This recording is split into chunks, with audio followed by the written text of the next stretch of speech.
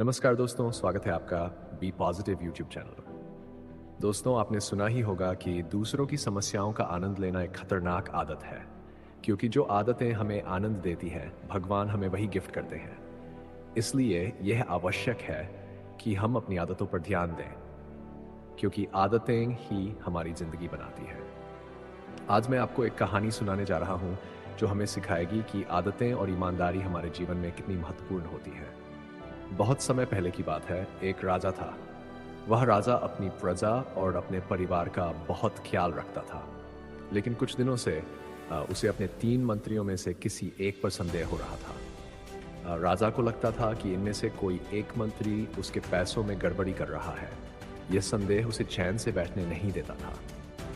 एक दिन राजा ने उन तीनों मंत्रियों को बुलाया और कहा, हमारा जन्मदिन आ रहा है, इसलिए हम तुम्हें एक कठिन कार्य सौंपना चाहते हैं। तुम तीनों को एक एक बैग दिया जाएगा और एक घने जंगल में भेजा जाएगा। वहां से तुम्हें ताजे और अच्छे फल इकट्ठा करने हैं। ध्यान रहे, तुम्हारे पास सिर्फ आज शाम तक का ही समय है। राजा के कहने पर तीनों मंत्री जंगल में चले गए। पहला मंत्री बहुत ईमानदार और मेहनती था। उसने कड़ी मेहनत करके ताजे और अच्छे फल इकट्ठे किए और अपने ठेले को भर लिया। उसने काम पूरा कर लिया और थक कर आराम करने बैठ गया। दूसरा मंत्री चालाक था। उसने सोच के राजा इतने फलों को बारीकी से जांचने वाला नहीं है, इसलिए उसने बिना मेहनत किए जो फल जमीन पर पड़े मिले उन्हें अपने ठेले में डाल लिया। वह फल खराब थे, लेकिन उसने इस बात की परवाह नहीं की और आराम से बैठ गया। तीसरा मंत्री बेईमान और आलसी था। उसने सोचा कि राजा केवल ठेले का वजन देखेगा, अंदर क्या है ये नहीं देखेगा। उसने अपने ठेले को सूखे पत्तों और पत्थरों से भर लिया और आराम से बैठ गया। शाम होने पर तीनों मंत्री राजा के महल में लौट आए।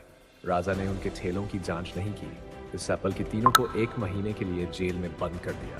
उसने आदेश दिया कि जेल में उन्हें वही फल खाने को मिलेंगे जो वे जंगल से लाए थे।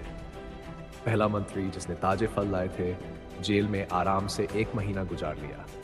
दूसरा मंत्री, जिसने खराब फल लाए थे, बीमार पड़ गया और उसकी तबीयत बिगड़ने लगी। तीसरा मंत्री, जिसने सूखे पत्ते और पत्थर लाए थे, भूख से तड़प गया और कुछ ही दिनों में उसकी मौत हो गई। दोस्तों, इस कहानी से हमें यह सीख मिलती है कि आलस और बेईमानी का परिणाम हमेशा बुरा ही होता है। हम अपने कर्मों का फल जरूर पाते हैं, चाहे वह अच्छा हो या बुरा। इसलिए हमें अपनी जिम्मेदारियों को ईमानदारी और मेहनत से निभाना चाहिए। समय बहुत कीमती होता है, इसे व्यर्थ मत जाने दें। अगर आपको ये कहानी पसंद आई हो तो इसे ज़रूर शेयर करें और चैनल को सब्सक्राइब करें। अपने विचार हमें कमेंट में ज़रूर बताएं। धन्यवाद और नमस्कार।